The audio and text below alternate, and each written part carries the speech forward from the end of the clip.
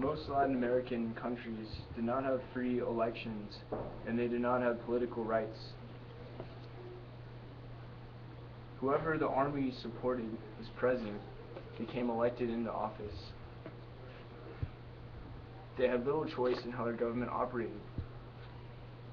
Many places in Latin America made efforts to diversify the export of goods.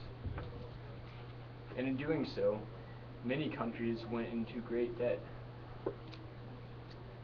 Many people in Latin America began to urbanize.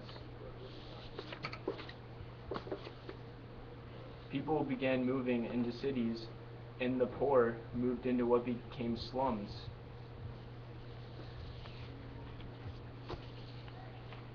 In Brazil, the people faced great hardship and corruption, yet they were able to maintain a democracy.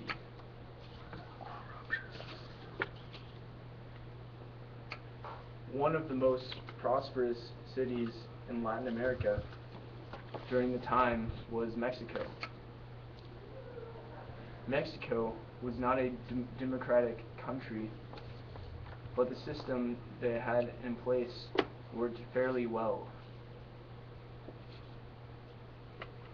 Argentina was one of the weakest nations in South America.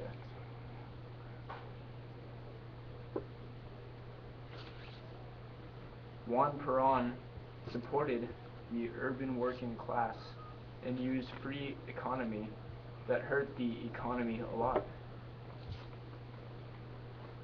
After this, a new government emerged, which ruled with terror. Fidel Castro took over Cuba. He began to trade with the Soviet Union, and he began to move Cuba more towards communism. Castro's rule also occurred during the Cuban Missile Crisis. Nicaragua suffered a great deal and was a poor country during the Anastasio Somoza campaign. During the 1970s, Nicaraguans fought against his reign and adapted a new style of government, which was more neutral. The Civil Rights Act guaranteed equality for African Americans. The Vietnam War caused Americans to realize that they couldn't always win every world affair. The U.S. began to import more than they exported, and as a result, they began to fall into debt.